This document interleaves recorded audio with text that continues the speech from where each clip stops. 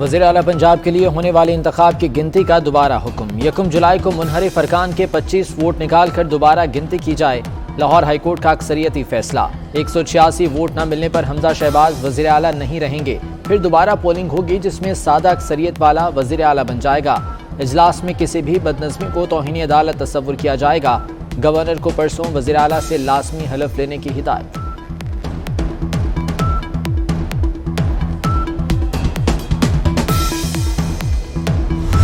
ये जो आज फैसला भी आया है, वैसे मैं ये वाज़ेह कर दूं, हम कल सुप्रीम कोर्ट में जा रहे हैं इस फैसले के ऊपर कि हमजा अब कैसे चीफ मिनिस्टर बन सकता है। जब उन्होंने कह दिया उसकी इलेक्शन ही गलत हुई है तो वो चीफ मिनिस्टर किस पे है। चोरों के ये टोले को ऊपर मुसल्लत करने के लिए जो हुकूमत अब चीजें कर रही है, ये सिर्फ और सिर्फ इनको ऊपर रखेगी सारे मुल्क के इदारों को तबाह करके। मुल्क जो होते हैं वो चलते हैं इदारों के ऊपर और इदारे चलते हैं रूल ऑफ लॉ पे। जब आप मुल्क के इदारे और रूल ऑफ लॉ तबाह करेंगे तो असल में आप मुल्क का मुस्तकबिल तबाह करते हैं। इमरान खान और परवेज इलाही का लाहौर हाई कोर्ट का फैसला सुप्रीम कोर्ट में चैलेंज करने का ऐलान। इमरान खान बोले, हमजा शहबाज कैसे दोबारा वज़ीर आला बन सकता है।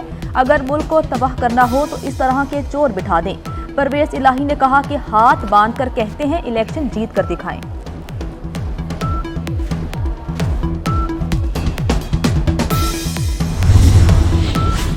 खुशी परेशानी में बदल गई। पीटीआई रहनुमाओं ने पहले तारीखी दिन और आइन की फतह करार दिया। जश्न मनाने के ऐलान किए। फिर जब फैसले की समझ आई तो यू टर्न लेना पड़ा। फवाद चौधरी कहते हैं फैसले की खामियां लेकर सुप्रीम कोर्ट जाएंगे। फैसले ने पंजाब में सियासी बहरान बढ़ा दिया।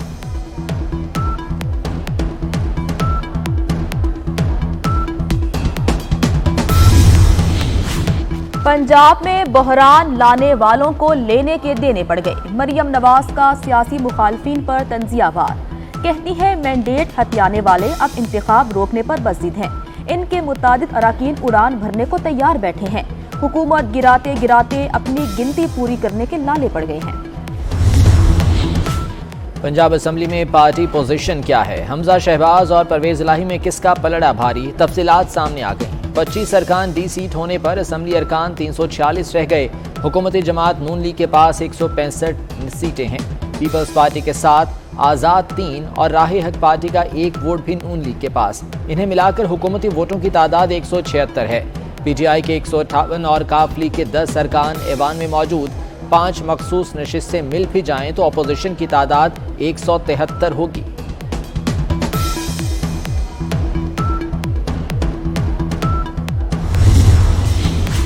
इत्तेहादियों के गिले शिकवों के बाद वज़ीर आज़म से आसिफ अली ज़रदारी और बिलावल भुट्टो की मुलाकात। मुल्की सियासी सूरत हाल पर तबादला ख्याल किया गया। राना सनाउल्लाह, अयाज सादिक, ख्वाजा साद रफ़ीक और मलिक अहमद खान भी मौजूद थे। रुपए के मुकाबले में डॉलर की कदर में कमी का सिलसिला बरकरार। इंटर बैंक में कारोबार के इख्तिताम पर डॉलर 52 पैसे सस्ता 204 रुपए 60 पैसे पर आ गया। ओपन मार्केट में डॉलर 203 रुपए 50 पैसे का हो गया। कानून के तहत एक कमीशन बनाया जाए जो मुकम्मल गैर जानिबदारी से तमाम हालात का जो पिछले 4 साल में नुकसानात हुए हैं, इन तमाम मामलात का जायजा लिया जाए। एक रिपोर्ट जो है कमीशन वो पाकिस्तान के अवाम के सामने रखे ताकि वो इन हालात से आगाह हों। ये तमाम कमीशन की जो कार्रवाई है मीडिया के लिए ओपन होगी, पब्लिक के लिए ओपन होगी। हुकूमत ने इमरान दौर के पेट्रोलियम शोबे से मुतालिक फैसलों पर कमीशन बनाने का ऐलान कर दिया। शाहिद खाकान अब्बासी कहते हैं कमीशन की कार्रवाई मीडिया और अवाम के लिए ओपन होगी। गलत फैसलों से मुल्क को अरबों रुपए का नुकसान हुआ। एहसन इकबाल बोले कमीशन हक़ाइक़ कौम के सामने लाएगा।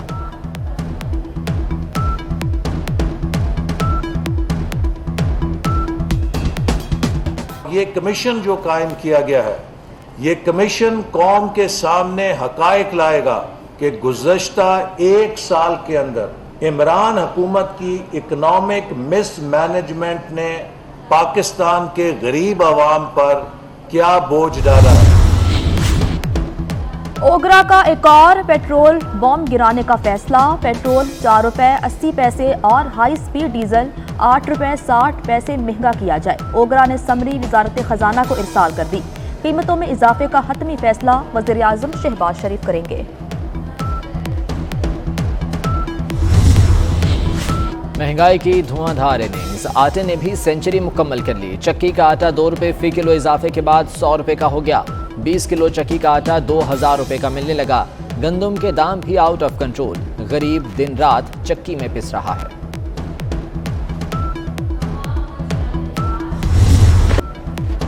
होशियार खबरदार, बादल धूम मचाने को तैयार। मॉनसून के पहले सिलसिले का आज रात से आगाज होगा। इस्लामाबाद, लाहौर, गुजरांवाला समेत पंजाब के बेशतर हिस्सों में बादल बरसेंगे। हजारा डिवीजन और कश्मीर में गरज चमक के साथ बारिश का इम्कान। बलूचिस्तान के मुख्तलिफ इलाकों में तेज बारिश होगी। देखिए, मानसून का पहला स्पेल सिंध में 2 जुलाई से उसके दाखिल होने का एक्सपेक्टेशन है। 2 जुलाई से थरपारकर, उमरकोट, बदीन उन इलाकों में बारिश का स्पेल शुरू हो जाएगा। तेज़ आंधी के साथ तेज़ बारिश मुतवक्की है। तो ओवरऑल पूरे सिंध के लिए हम कहें तो 2 से लेकर 5 जुलाई तक, 5 जुलाई की दोपहर तक एटलीस्ट ये सिलसिला चलेगा। तो कभी हल्की और कभी तेज़ और कभी बहुत तेज़ बारिश होगी, इसमें इम्कान यही है। और कराची के लिए बिलखुसूस हम कहें तो 2 जुलाई की रात से या फिर 3 से, आप कहें 3 से लेकर 5 तक एटलीस्ट ये सिलसिला रहेगा। सिंध में मॉनसून के 1 नहीं 2 स्पेल। पहले स्पेल की हवाएं आज रात दाखिल होंगी। कराची में 2 से 5 जुलाई तक गरज चमक के साथ मूसलाधार बारिश का इम्कान। बारिश से पहले गर्द आलूद हवाएं भी चल सकती हैं। पहली झड़ी में 100 मिलीमीटर से ज्यादा बारिश हो सकती है। डीजी मेट सरदार सरफराज कहते हैं दूसरा स्पेल 7 या 8 जुलाई से आएगा।